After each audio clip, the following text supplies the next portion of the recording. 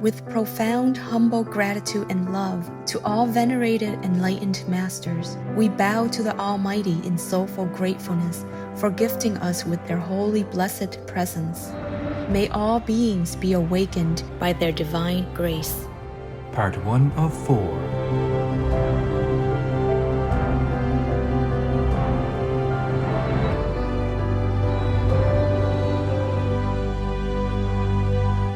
Etc. Our programs offer many languages. Please visit suprememastertv.com/schedule.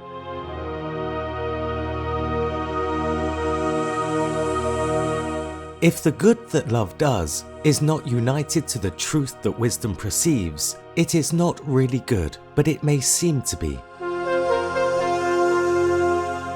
Please continue watching for the captivating spiritual insights of Emanuel Swedenborg, vegetarian.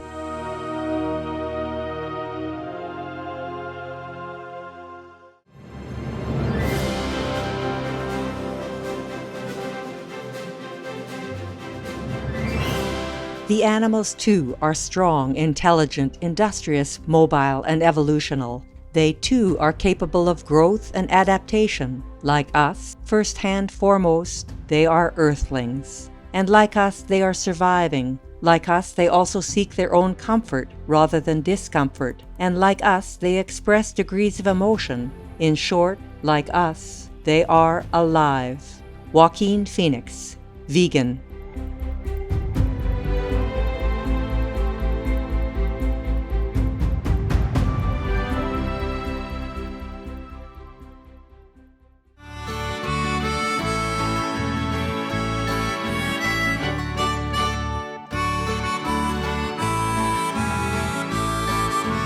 When visiting welcoming Sweden, one would greet the friendly locals with God dag, which means good day in Swedish. I am Elias.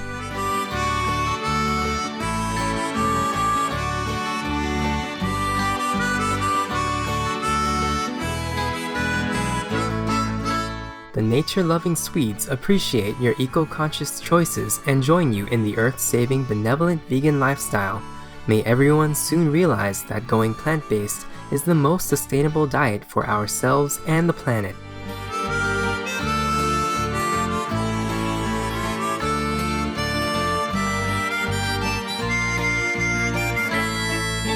Welcome to Believe in God's Love from Divine Providence by Emanuel Swedenborg, vegetarian, part 1 of 2, on Words of Wisdom. In the 18th century, a great Swedish scientist and inventor, at the height of his career, began to see visions of heaven, spirits, saints, and angels. He saw Lord Jesus come to open his inner eye, which allowed him to travel in the celestial sphere and talk with different spiritual beings. This mystical experience transformed the scientist into an enlightened spiritual leader with a new understanding of Christianity. His name is Emanuel Swedenborg. From 1744 onwards, Emanuel Swedenborg spent over a decade of his life writing down what he saw in his spiritual voyages in more than 24 books.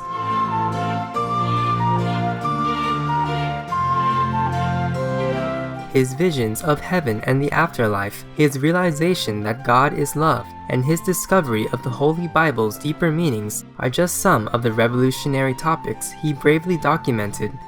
The life and works of this remarkable spiritual world explorer inspire people to this day. Today, it is an honor to present selections from Divine Providence, where Emanuel Swedenborg emphasizes the importance of spiritual love and goodness. The Lord's Governance. If the good that love does is not united to the truth that wisdom perceives, it is not really good, but it may seem to be. And if the truth that wisdom perceives is not united to the good that love does, it is not really true, but it may seem to be. The truth of the matter is that nothing good occurs that is really good unless it is united to something true that is appropriate to it, and nothing true occurs that is really true unless it is united to something good that is appropriate to it.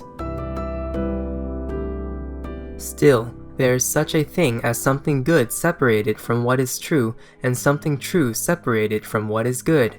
This happens with hypocrites and flatterers, with all kinds of evil people, and with people who are involved in good on the earthly level, but not at all on the spiritual level. All of these people can do things that are good for church, country, community, and fellow citizens, for the poor and needy, and for widows and orphans. They can understand truths too, and can think about them discerningly and talk about them and teach them. However, those good and true characteristics are not particularly deep, so they are not essentially good and true for the people who display them. They are outwardly good and true and therefore are only facades. They exist solely for the sake of themselves and the world and not for the sake of goodness itself and truth itself, which means that they are not derived from what is good and true. They come simply from the mouth and the body then, and not from the heart. We might compare them to gold or silver that has been overlaid on slag, rotten wood, or dung, and we might compare the utter truths to our breath, which dissipates, or to a will-o-wisp that vanishes. Outwardly they may still seem genuine. While these truths have one guise for the people themselves, however, they can look very different to people who hear and accept them without knowing their source.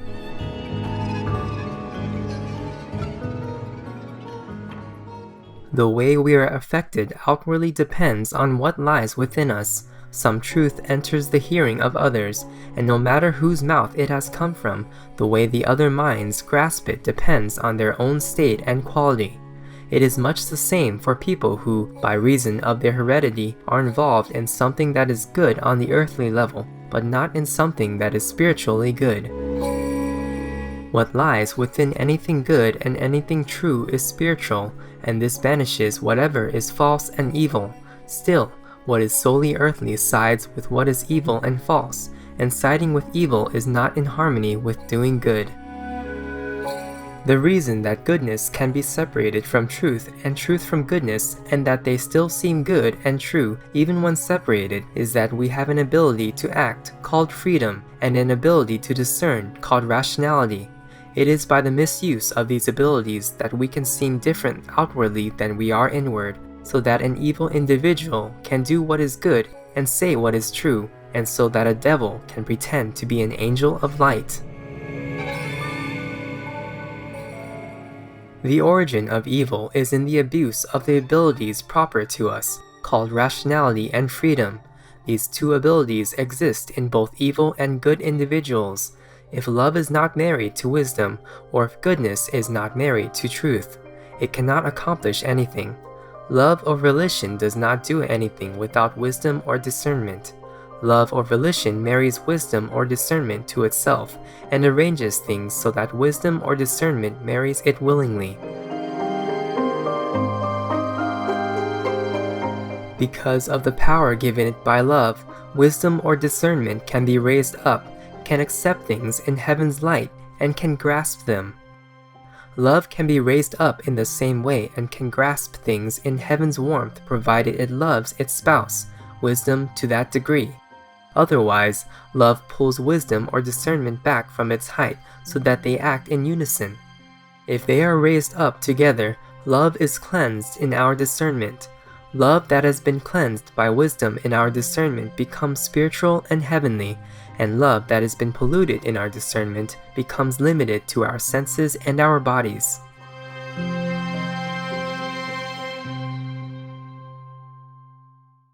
The Lord does not let anything remain divided.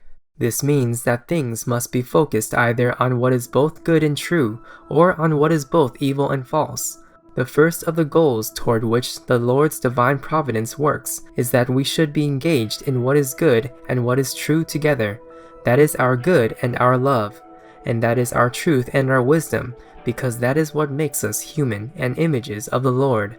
However, while we are living in this world, we can be engaged simultaneously in what is good and what is false, or in what is evil and what is true, even in what is at once evil and good, and therefore double, and since this division destroys that image and therefore our very humanity, the Lord's divine providence is trying to get rid of this division in everything it does.